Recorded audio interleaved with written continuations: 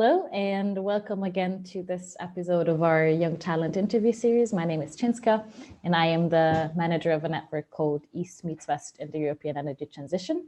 And I host this program where we dive deep into the Eastern European energy landscape and get inspired by the young professionals who are going to lead the transition in the region in the future. And today I'm here with someone from my own home country, Gergely, who comes from Hungary. Welcome, Gergely.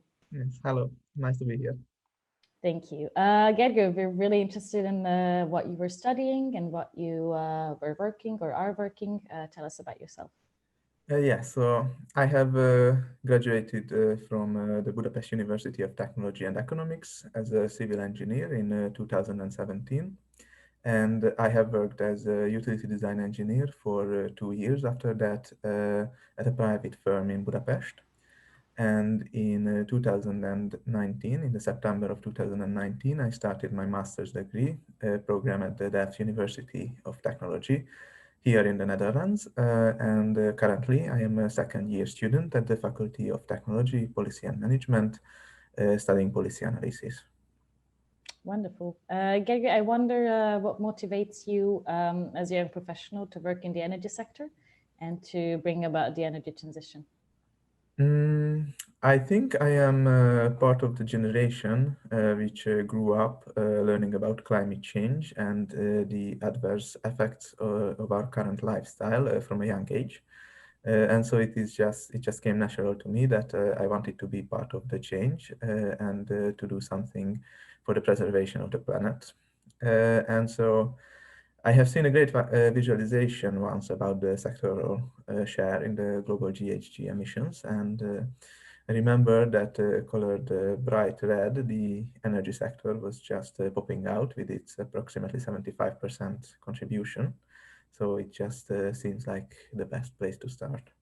Now, maybe it's time to walk us through the energy landscape in Hungary and the biggest challenges of the country to enter the decarbonization quest. Hungary is part of the post-socialist half of the EU. And as it usually goes, the country is lagging a bit behind Western Europe in many aspects. This is true for the energy transition as well. The Hungarian GDP has been in a great expansion in the past 5 years. So even though the population is in a slight decline, the country lacks in natural resources. But with its tendency, the energy consumption is expected to be on an upwards trajectory too in the coming decades. More than half of the consumed energy is already imported. The share of the renewables in the final consumption is currently around 15%, meeting the already slightly lowered Hungarian standards and the declared governmental goals. However, a bit behind the EU average, and in fact, the common 20% goal for 2020. That being said, Hungary is doing considerably better than, for example, Poland, at least in the GHG emissions itself. And that is due mostly to the part nuclear energy plays in the country's energy mix. The Paks nuclear power plant alone provides more than 50% of the electricity production. So the Hungarian one is currently a highly centralized energy market. Natural gas, mainly coming from Russia, also has a huge role, especially in residential heating. So the current landscape has a very 20th century taste to it. On one hand, import dependent, mostly carbohydrate. On the other hand, centralized and very much nuclear. A number of operational power plants still run on some variation of coal, oil, some on natural gas, and most of the produced renewable energy comes from biomass, then solar, and an almost negligible amount is from water. I see. Well, I think we can agree that there's a bunch of stuff to be done. I wonder how Hungary is working for the targets for the energy transition. I know that we want to be a country of solar PV and nuclear. What steps is the country taking? Declared governmental goals for the coming decade can be found in the National Energy and Climate Plan, submitted to the European Commission in 2018. Mhm. For the 2020-2030 period, this document contains a commitment to increase the renewable share from 15 to 20%. Other than investing in renewable technologies, a big focus point is increasing the energy efficiency of the built environment and decreasing the GHG emissions by more effective utilization of the produced energy. There are governmental programs like the Otthon Melege program, which provides subsidies for energy efficient residential building renovations. And in the same spirit, district heating is also promoted by the government. In fact, a large project relating to this was finished not so long ago in Budapest, connecting the Buda and the Pest side of the system over the river Danube. Mhm. From the National Energy and Climate Plan, it is also clear that the center point of the government's renewable strategy, as you mentioned, is photovoltaic technology, which makes sense based on its potential in the country. With the government subsidies, they intend to increase the renewable share through harvesting more solar energy.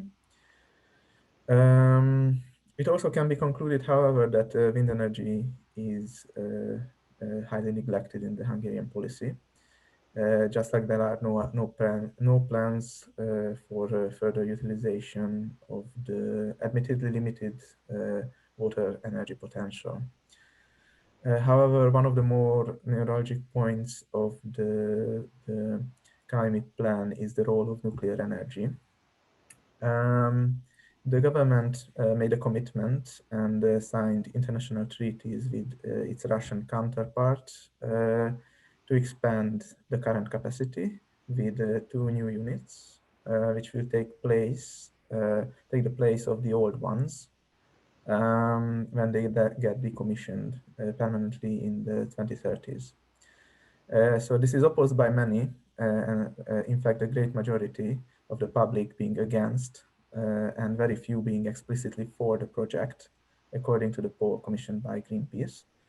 And it also means a further and increasing dependence on Russia for the energy security of Hungary. Thank you for this very thorough overview. I wonder, because as we know, Hungary, along with well, mostly Poland in the Visegrad Four, is very often opposing strict climate regulations in the EU. So I wonder if you think that the newly announced European Green Deal will accelerate this transition in the coming years. Yes, this is an excellent question. It is hard to be definitive about what the most prominent driving force of a Hungarian energy transition will be in the future. Based on my experience living for more than a year now in the Netherlands, the general population in Hungary and probably in the whole Central and Eastern European region is way less interested in these highly specific policy issues. People are more price sensitive, which transpires greatly in the popularity of the government's policies in this past decade to reduce the utility prices without compensating the service providers, resulting in a greatly diminished level of service by today. One of the experts of the European Institute of Innovation and Technology operating in Budapest recently made the same observation in an interview that climate awareness in Hungary is unfortunately still relatively low. So I would say that the Hungarian government tries to meet the goals of the EU mainly because of political and financial pressure and opportunity, just like its Polish counterpart. So, for example, Jacek Sasin, Deputy Prime Minister in Poland, stated recently how the Polish government has to acknowledge reality and needs to meet the goals imposed on Poland by the EU.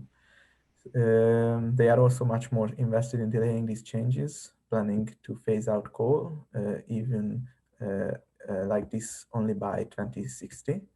So it can end up being a subject of political maneuvering, whether the current Hungarian government sticks with the traditional Polish allies by principle or for future favors. I have a last question for you. If you have a favorite technology or a favorite policy tool which you think suits the Hungarian context very well, and do you think it's promising in the energy transition going forward? Uh, yeah, I believe the greatest potential is in the photovoltaic technologies right now. And for Hungary specifically, maybe a better utilization of the geothermal energy would be a great start for a more sustainable future. These two options also seem to be favored by the current political climate. And if the government goes through with its plans, I think we'll already be making fantastic progress. Okay, wonderful. Thank you very much, Gergely. Thank you. Thank you, everyone, also for watching this other interview. And yeah, there will be also many more to come. And thank you for the good insights, Gergely, to Hungary. Thank you. Thanks for the questions. Thank you.